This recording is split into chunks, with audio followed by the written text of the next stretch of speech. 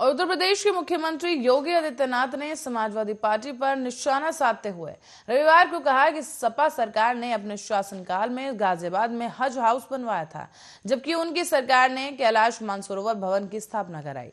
योगी ने गाजियाबाद में कहा कि इससे पहले गाजियाबाद में हज हाउस का निर्माण करवाया गया था। हमारी सरकार ने यहाँ कैलाश मानसरोवर भवन बनवाया है। पहले माफिया लोग व्यापारियों को प्रताड़ित करते थे, लेकिन अब कोई भी माफिया किसी कारोबारी, डॉक्टर या गरीब व्यक्ति की संपत्ति हड़पने का साहस नहीं कर सकता। अगर कोई ऐसा करता है तो वो बुलडोजर चलेगा। मुख्यमंत्री ने आरोप ये भी लगाया है कि पूर्व में गरीबों के लिए आवंटित राशन अन्न माफिया के जरिए बांग्लादेश में भेजा जाता था, मगर आज अनाज सीधे गरीबों तक पहुंच रहा है और 15 करोड़ लोगों को सीधा मिल रहा है। इस दौरान डबल इंजन की सरकार अनाज की डबल डोज दे रही है। गौरतलब है कि सितंबर 2016 में तत्कालीन सपा सरकार के कार्यकाल में गाजियाबाद में हज हाउस का उद्घाटन हुआ था, जबकि कैलाश मानसरोवर भवन का लोकार्पण दिसंबर 2020 में करवाया गया था। योगी ने कहा कि साल 2017 से पहले उत्तर प्रदेश में लोगों को बिजली नहीं मिलती थी। जो लोग आज 300 यूनिट मुफ्त बिजली देने की बात कर रहे हैं, उनसे ये पूछा जाना चाहिए कि आखिर अपने शासनकाल में उन्होंने बिजली क्यों नहीं दी, जिसकी वजह से लोग अंधेरे में रहने के आदी हो गए, क्योंकि चांदनी रात चोरों को अच्छी नहीं लगती। और यही वजह है कि सपा लोगों को बेवकूफ बनाने की कोशिश कर रही है। ये नए नए वादे करने में व्यस्त है।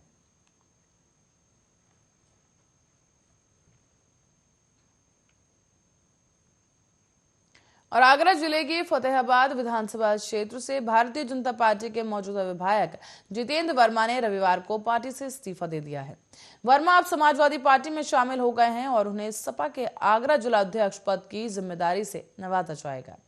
बताते चले कि बीजेपी प्रदेश अध्यक्ष स्वतंत्र देव सिंह को भेजे गए एक पत्र में जितेंद्र वर्मा ने कहा कि मैं भारतीय जनता पार्टी की प्राथमिक सदस्यता से इस्तीफा दे रहा हूं, कृपया स्वीकार करने का कष्ट करें।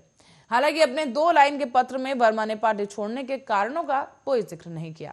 राजनीतिक विश्लेषकों का मानना है कि बीजेपी ने इस चुनाव के लिए फतेहाबाद सीट से जितेंद्र वर्मा को टिकट न देकर पूर्व विधायक छोटेलाल वर्मा पर विश्वास जताया। इसके चलते ही विधायक वर्मा समेत उनके समर्थकों में नाराजगी बनी हुई है और इसी वजह से वर्मा को यह फैसला लेना पड़ा। बता दें कि जितेंद्र वर्मा पहले ही समाजवादी पार्टी के नेता थे और जो कि साल 2014 में भाजपा में चले गए थे और उन्हें 2017 के विधानसभा चुनावों के लिए पार्टी ने फतेहाबाद से टिकट दिया था। इस चुनाव में उन्होंने समाजवादी पार्टी के राजेंद्र सिंह को करीब 33,000 वोटों से हराया था।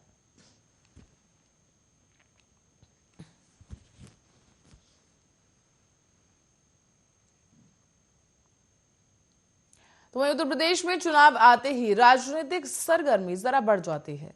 मुख्यमंत्री योगी आदित्यनाथ ने अपने मुख्यमंत्रियों पर सत्ता में आने के बाद बंगले बनवाने संबंधी बयान की जोरदार निंदा करते हुए बहुजन समाजवादी पार्टी अध्यक्ष मायावती को घेरने की कोशिश की, जिसके बाद मायावती ने प्रतिक्रिया देते हुए रविवार को कहा कि उनका गोरखपुर स्थित मठ भी किसी आलीशान बंगले से कम नहीं। आदित्यनाथ ने गाजियाबाद में चुनाव प्रचार अभियान के दौरान कहा कि समाजवादी पार्टी की सरकार की सत्ता में आते ही मुख्यमंत्री अखिलेश यादव और उनके मंत्रियों ने पहले अपने लिए बंगलों का निर्माण करवाया, लेकिन राज्य में भारतीय जनता पार्टी की सरकार के किसी भी मंत्री ने कोई बंगला नहीं बनवाया, बल्कि राज्य के 43 लाख गरीब लोगों को आवास प्रदान किए गए। उन्होंने यह भी दावा किया कि बीजेपी सरकार ने राज्य में 2 करोड़ 61 लाख लोगों को शौचालय प्रदान किए हैं। मुख्यमंत्री के बयान के तुरंत बाद ही बसपा सुप्रीमो ने पलटवार करते हुए बीजेपी पर अपने निशाना साध लिया और उन्होंने ट्वीट करते हुए कहा कि शायद पश्चिमी उत्तर प्रदेश के लोगों को पता नहीं है कि गोरखपुर में योगी जी द्वारा बनाया गया मठ, जहां वो ज्यादातर समय रहते हैं, किसी बड़े बंगले से कम नहीं। बेहतर होता कि वो मतदाताओं को ये भी बता देते। सुश्री मायावती ने अपने अगले ट्वीट में बसपा सरकार की उपलब्धियों का वर्णन करते हुए कहा कि यह भी बेहतर होता है कि श्री आदित्यनाथ अपनी सरकार की तारीफ के साथ साथ बसपा सरकार द्वारा जनहित से जुड़े कार्यों का भी जिक्र करते। उन्हें पता होना चाहिए कि गरीबों को घर और भूमिहीनों को जमीन देने में बसपा सरकार का रिकॉर्ड बेहतरीन रहा है।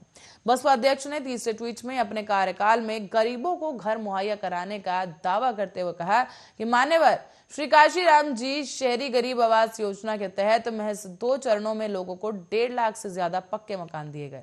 गरीब आवास स्वामित्व योजना के तहत परिवारों को लाभान्वित किया गया और लाखों भूमिहीन परिवारों को जमीन भी दी गई।